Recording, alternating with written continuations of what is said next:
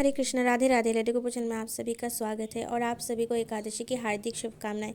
आप सभी एकादशी का व्रत तो पालन करते ही है। तो आज 26 नवंबर आज भी है एक एकादशी। आप लोगों को पता है कि आज क्या एकादशी है? तो मैं आपको बताती हूँ कि आज उत्पन्ना एकादशी है। और आज मैं इस वीडियो के माध्यम से श्री जी की कृपा से आप लोगों को मैं इस एकादशी के महात्मा का वर्णन करने वाली हूँ, जिसके श्रवण मात्र से ही आप लोगों की सर्व पाप से आप लोग मुक्त हो जाएंगे। श्री हरि को, हमारे श्री कृष्ण को एकादशी का व्रत अत्यंत प्रिय है। इसीलिए जो भी व्यक्ति एकादशी का व्रत करते हैं वो हमारे कान्हा जी को अत्यंत प्रिय है। और इसीलिए ही इस व्रत को हरिवासर भी कहते हैं। इस दिन उपवास रखा जाता है। और आपको पता है कि उपवास शब्द का अर्थ है पास रहना।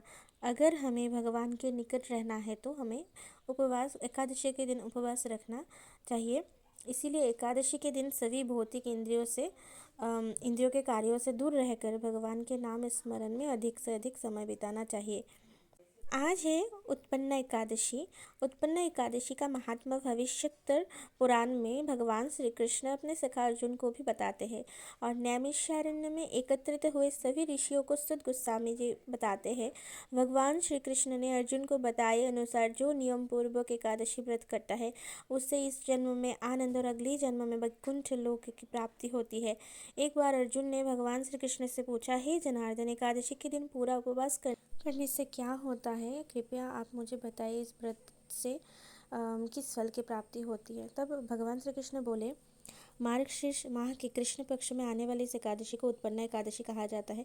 यहाँ व्रत शंखोद्वार तीर्थ में स्नान करने के भगवान के दर्शन से जो फल प्राप्ति होता है उसके बराबर पुण्य मिलता है। व्रत करने वाले भक्त को चोर, पाखंडी, परस्त्रीगामी, निंदक, मिथ्याभाषी तथा किसी भी प्रकार के पापी से बात नहीं करना चाहिए। एकादशी का व्रत पालन करके हमें श्री हरि की पूरी श्रद्धा पूर्वक आराधना करनी चाहिए, पूजा करनी चाहिए, नाम जप करना चाहिए। श्री कृष्ण कहते हैं कि सतयुग में मूर नाम का दैत्य उत्पन्न हुआ था। वो बड़ा बलवान और भयानक था। वो प्रचंड दैत्य ने उस प्रचंड दैत्य ने इंद्र, आदित्य, वसु, वायु, अग्नि आदि सभी देवताओं को पराजित करके भगा दिया था। तब इंद्र सहित सभी देवताओं भयभीत होकर भगवान शिव के पास गए थे उनसे सहायता मांगने के लिए। फिर भगवान शिव ने कहा, तीनों लोकों के स्वामी, भक्तों के दुखों का नाश करने वाले भगवान विष्णु की शरण में जाओ, तो वही तुम लोगों का दुख दूर कर सकते हैं। और शिव जी के ऐसे वचन सुनकर सभी देवता अभी क्षीर सागर में पहुंच गए। वहां भगवान को ध्यान करते देख हाथ जोड़कर उनकी स्तुति करने लगे। और उनकी स्तुति सुनकर श्री हरि ने पूछा कि क्या हुआ? तब उन्होंने बताया कि हे भगवान, दैत्यों ने हमको जीतकर स्वर्ग से भ्रष्ट कर दिया और हम सब देवता इधर उधर भागे भागे फिर रहे हैं। आप उन दैत्यों से हमें रक्षा करें। तब श्री कृष्ण ने इंद्र की प्रार्थना सुनकर भगवान ने बोला कि ऐसा कौन सा अविजयी दानव है, शक्तिशाली दानव है जिससे देवता पराजित हो रहे हैं, और उसका नाम क्या है, उसके शक्ति का स्रोत क्या है? भगवान के ऐसे वचन सुनकर इंद्र बोले, प्राचीन समय में एक नारी जंग नामक राक्षस था। उसके महापराक्रमी और लोक विख्यात मूर नाम का एक पुत्र हुआ था। उसकी चंद्रावती नाम की नगरी है। उसी ने सभी देवताओं को स्वर्ग से निकालकर वहां अपना अधिकार जमा लिया है। उसने इंद्र, अग्नि, वरुण, यम, वायु, ईश, चंद्रमा आदि सबके स्थान पर अधिकार कर लिया है। सूर्य बनकर स्वयं ही प्रकाश करता है और स्वयं ही मेघ बन के बैठा है और सबसे अजय है। ये बात सुनकर श्रीहरि ने बोला कि मैं शीघ्र ही उसका संहार करूंगा और उन सभी देवताओं को चंद्रावती नगर जाने के लिए आज्ञा किया। और उस समय जब दैत्य मूर सेना सहित युद्ध भूमि में गरज रहा था, उसकी भयानक गर्जना सुनकर सभी देवता भय के मारे चारों दिशाओं में भागने लगे। जब स्वयं भगवान रणभूमि में आए तो दैत्य उन पर भी अस्त्र शस्त्र आयुध लगाने के लिए दौड़े। तो अभी यहाँ श्रीहरि के बीच और उस दैत्य के बीच में अभी युद्ध चल रहा था। भगवान ने उन्हें सर्प के समान अपने वाहनों से बींध डाला। बहुत से दैत्य मारे गए, केवल मूर बचा रहा। वो अविचल भाव से भगवान के साथ युद्ध करता रहा। भगवान जो भी तीक्ष्ण बाण चलाते वो उसके लिए पुष्प सिद्ध होता। उसका शरीर छिन्न भिन्न हो गया, किंतु वो लगातार युद्ध करता रहा। दोनों के बीच मल्ल युद्ध भी हुआ। 10,000 वर्ष तक उनका युद्ध चलता रहा, किंतु मूर नहीं हारा। थककर भगवान बद्रिकाश्रम चले गए। वहां हेमवती नामक सुंदर गुफा थी।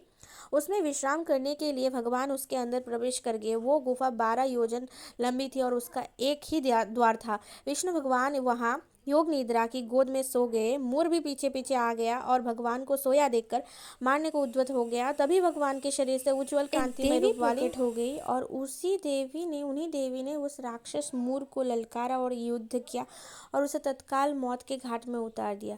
और जब श्री हरि योग निद्रा की गोद से उठे तो उठने के बाद जब उन्होंने मूर राक्षस का शव और उनके सामने हाथ जोड़ के खड़ी हुई कन्या देखी तो आश्चर्य में पूछने लगे कि आप कौन है देवी।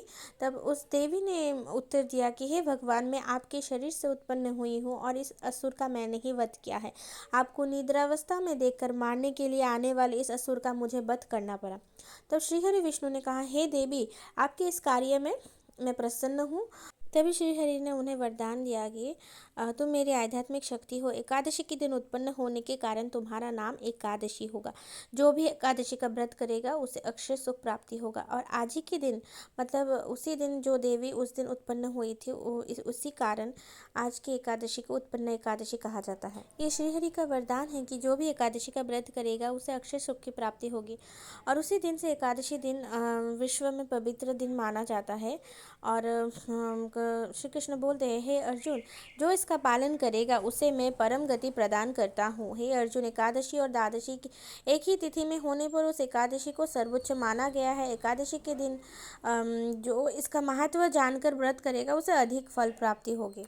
आप सभी को एकादशी का व्रत कथा और महत्व सुनकर कैसा लगा कमेंट बॉक्स में ज़रूर बताइएगा। और अगर ऐसे ही और आपको एकादशी का व्रत कथा और वीडियो आपको चाहिए तो इस चैनल को आप लोग लाइक शेयर सब्सक्राइब करना ना भूलें। Thank you for watching. Hare Krishna, Radhe Radhe. और क्षमा करें बैकग्राउंड में जो नॉइज है उसके लिए।